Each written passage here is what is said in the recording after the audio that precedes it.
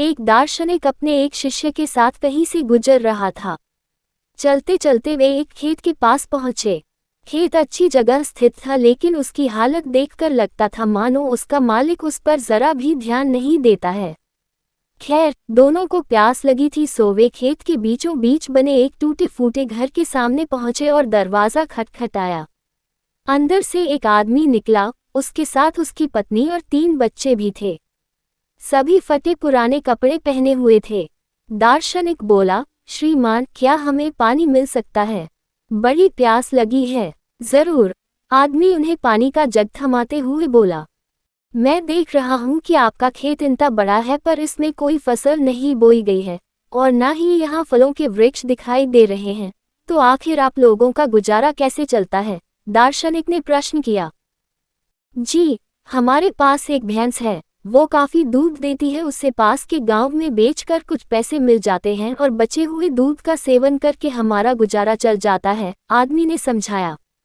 दार्शनिक और शिष्य आगे बढ़ने को हुए, तभी आदमी बोला, शाम काफी हो गई है, आप लोग चाहें तो आज रात यहीं रुक जाएं।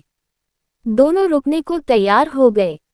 आधी रात के करीब जब सभी गहरी नींद में सो रहे थे, तभी दार्शनिक ने शिष्य को उठाया और बोला, चलो हमें अभी यहाँ से चलना है, और चलने से पहले हम उस आदमी की भैंस को चट्टान से गिराकर मार डालेंगे।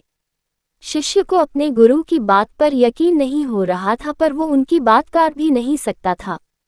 दोनों भैंस को मारकर रातों रात गायब हो गए। ये घटना शिष्य के जेहन में बैठ गई और करीब 10 साल बाद जब वो एक सफल उद्यमी बन गया, तो उसने सोचा क्यों न अपनी गलती का पश्चाताप करने के लिए एक बार फिर उसी आदमी से मिला जाए और उसकी आर्थिक मदद की जाए। अपनी चमचमाती कार से वह उस खेत के सामने पहुंचा। शिष्य को अपनी आंखों पे यकीन नहीं हो रहा था। वह उजाड़ खेत अब फलों के बागीचे में बदल चुका था।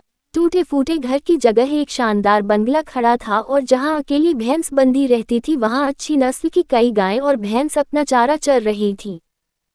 शिष्य ने सोचा कि शायद भैंस के मरने के बाद वो परिवार सब बेच बाच कर कहीं चला गया होगा, और वापस लौटने के लिए वो अपनी कार स्टार्ट करने लगा कि तभी उसे वो 10 साल पहले वाला आदमी दिखा।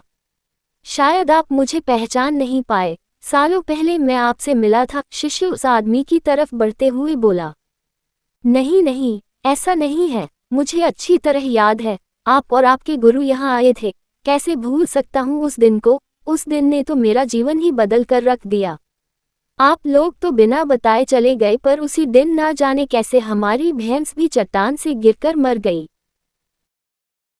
कुछ दिन तो समझ ही नहीं आया कि क्या करें, पर जीने के लिए कुछ तो करना था, सो लकड़ियां काट कर बेचने लगा। उससे कुछ पैसे हुए तो खेत में बोवाई कर दी। सौभाग्य से फसल अच्छी निकल गई। बेचने पर जो पैसे मिले उससे फलों के बागीचे लगवा दिए और यह काम अच्छा चल पड़ा, और इस समय मैं आसपास के 1000 गांव में सबसे बड़ा फल व्यापारी हूँ। सचमुच ये सब कुछ ना होता अगर उस भैंस की मौत ना हुई होती। लेकिन यही काम आप पहले भी कर सकते थे? शिष्य ने आश्चर्य से पूछा। आदमी बोला, बिल्कुल कर सकता था, पर तब जिंदगी बिना उतनी मेहनत के आराम से चल रही थी। कभी लगा ही नहीं कि मेरे अंदर इतना कुछ करने की क्षमता है, सो कोशिश ही नहीं की। पर जब भैंस मर गई तब हाथ पांव मारने पड़े और मुझ जैसा गरीब बेहाल इंसान भी इस मुकाम तक पहुंच पाया। आज शिष्य अपने गुरु के उस निर्देश का असली मतलब समझ चुका था और बिना किसी पश्चाताप के वापस लौट पा रहा था। फ्रेंड्स, कई बार हम परिस्थितियों के इतने आदी हो जाते हैं कि बस उसी में जीना सीख लेते हैं, फिर चाहे वो परिस्थितियां बुरी ही क्यों न हों। हम अपनी जॉब से नफरत करते हैं, पर फिर भी उसे पकड़े पकड़े जिंदगी बिता देते हैं। तो कई बार हम बस इसलिए नए बिजनेस के बारे में नहीं सोचते क्योंकि हमारा मौजूदा बिजनेस दाल रोटी भर का खर्चा निकाल देता है। पर ऐसा करने में हम कभी भी अपने फुल पोटेंशियल को रियलाइज नहीं कर पाते हैं और बहुत सी ऐसी चीजें करने से चूक जाते हैं जिन्हें करने की हमारे अंदर क्षमता है और जो हमारी लाइफ को कहीं बेहतर बना सकती हैं। सोचिए, कहीं आपकी जिंदगी में भी तो कोई ऐसी भैंस नहीं जो आपको एक बेहतर जिंदगी जीने से रोक रही है। कहीं ऐसा तो नहीं कि आपको लग रहा है कि आपने उस भैंस को बांध कर रखा है, जबकि असलियत में उस भैंस ने आपको बांध रखा है। और अगर आपको लगे कि ऐसा है तो आगे बढ़िए, हिम्मत करिए, अपनी रस्सी को काटिए, आज़ाद होइए। आपके पास खोने के लिए बहुत थोड़ा है, पर पाने के लिए पूरा जहां। न है।